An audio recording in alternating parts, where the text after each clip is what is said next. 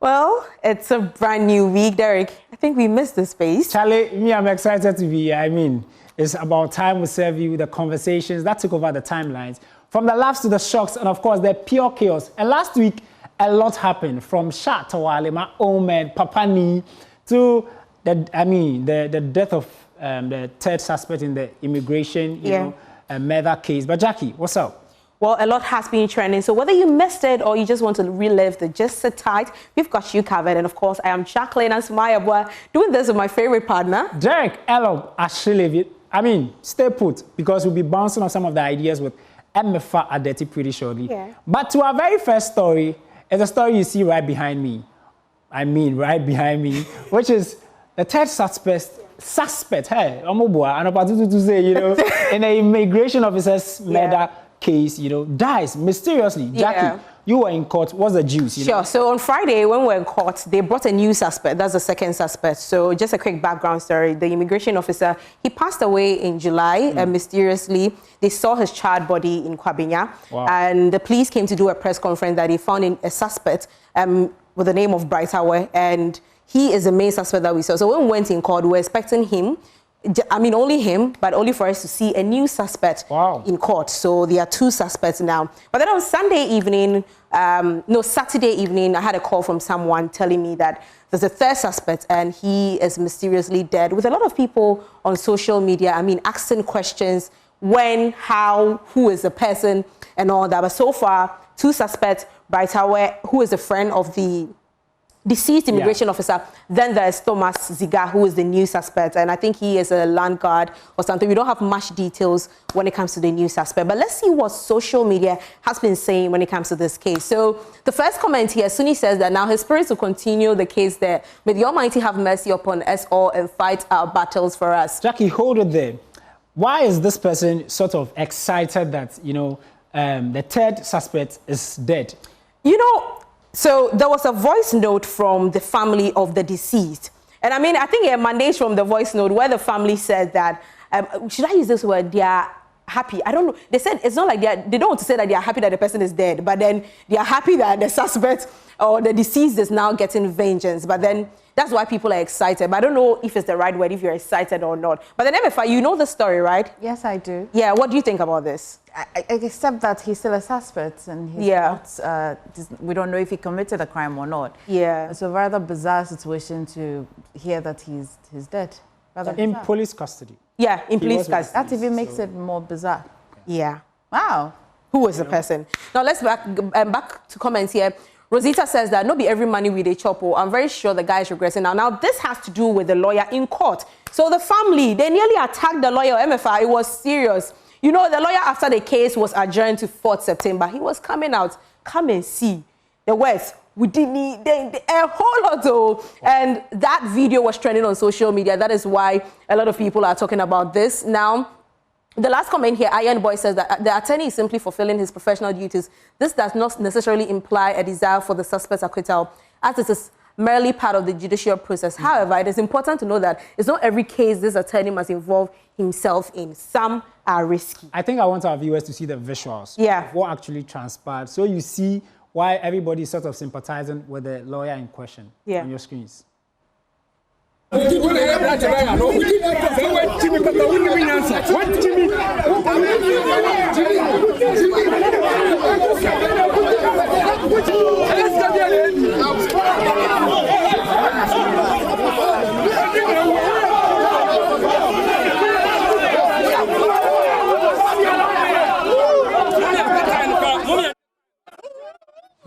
Charlie, very sad, But guess what? This story is one that I personally love. If you followed me, you know that there's a guy I like to talk about. My own boy, my man, Pani. I'm talking about Charles Mensa, Shatta Wale, the owner of the street. I'm not a street boy, but I simply love Shatta Wale because he has raw grassroots influence. When he was, Jackie. Anyways, that was Zayoko, so. Great, so you saw it for yourself. I sort of love that.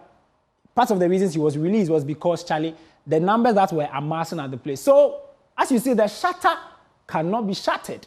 Guess what? After my boy was released from Iyoko custody, he took to social media and made his first TikTok video. He was quite solemn. even for me, I didn't sort of predict that for my man, you know, because I know him to be brave, you know. I mean, especially how he called out Raymond Archer. Hey, if you bring police, I will show you, you know. But this time around, he was quite solemn. Yeah. After that video, the next day we see my boy, my man, Papa Ni Shatta Wale go to the beach at Osu. Yeah. To do some cleansing under the directive of... That was 2 days after, because it was released on Thursday, Friday, Great. Saturday. Then Sunday morning, he goes to the beach to do the cleansing. Does the cleansing, you see the visuals of that pretty shortly. After the cleansing, guess what? You guys thought we were scared of, you know, Lamborghini will not show up. Man, my boy showed up at the airport to pick his beloved, you know. Yeah, with some lover boy vibes. Lover boy vibe. I mean, see the video for yourself. We'll bring your comments after that.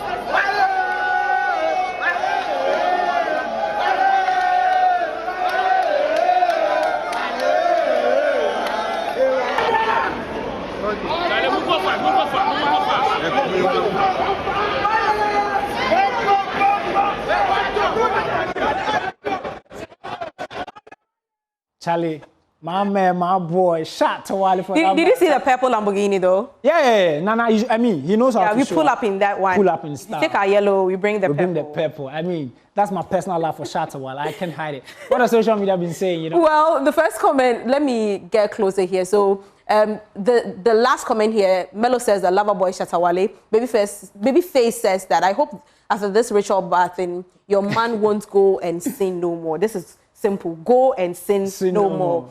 Lost Prayer says that they are going to cut your head and you're trying to, and you're saying you need paracetamol for your head again. So he is making the point that Charlie, the case is not over. Relax.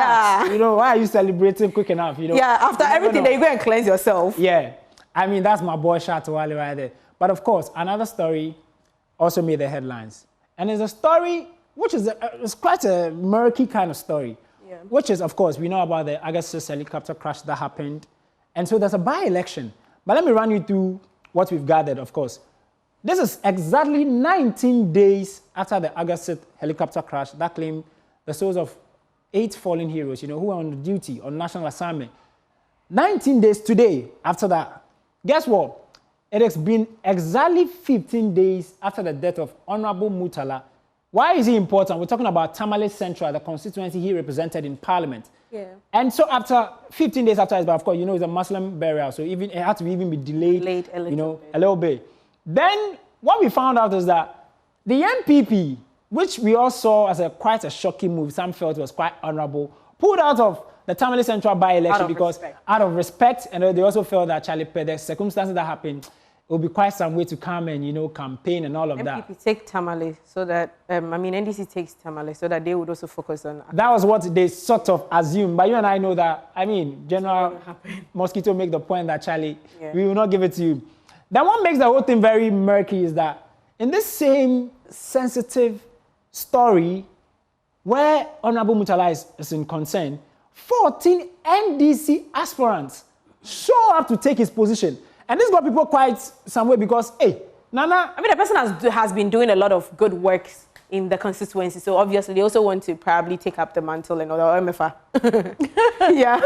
What about the point about decorum, that it shouldn't be that we are rushing forward, we're desperate, you know, that's what some people feel. Strangely, we're quite an interesting people in this country. If the NDC decided to say one person should go, the people are going to say, you denied us the opportunity to choose. So this is really democracy at its very potent point. Yeah. You have a point. Of course, social media definitely got comments. Jackie, run a story. All right, so EKG says that, Charlie, this live and Sona squad, they wait for Baku. Charlie. And this... last comment here says that 13 times 40,000. Hey, people are rich in this country. And the contest to that 40,000 is that's the nomination fees, you know. So if multiplied. 14, you know, in fact, the update we just got, which my own political science lecturer, Professor Seidu Alidu, joining in, you know, to contest. So it got people quite, you know. Development right there. There is a video we need to show you. Right, and this is a video that is quite, you know, some way mechanic.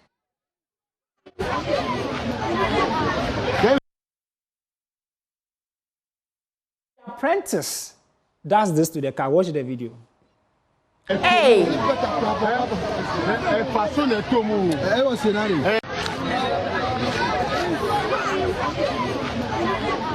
There is a kind of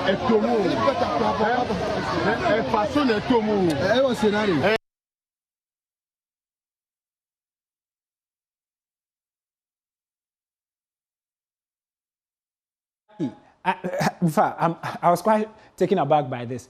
Obi Mercedes Benz. And this is the Alajo big gutter. Yeah, this morning I peeped to check. I mean, the car has been taken out. But Charlie, I'm thinking about the mechanic who caused this havoc. Do you think he's a safe man tonight? I mean, he's not safe. He's not safe. I mean, people keep saying that, hey, catch on you and say, hey. That's what we have for you in the trends with me. Derek, Elom, Ashiliv, and I like to do with this amazing lady. Jacqueline and Samar Yaboa. We hand it to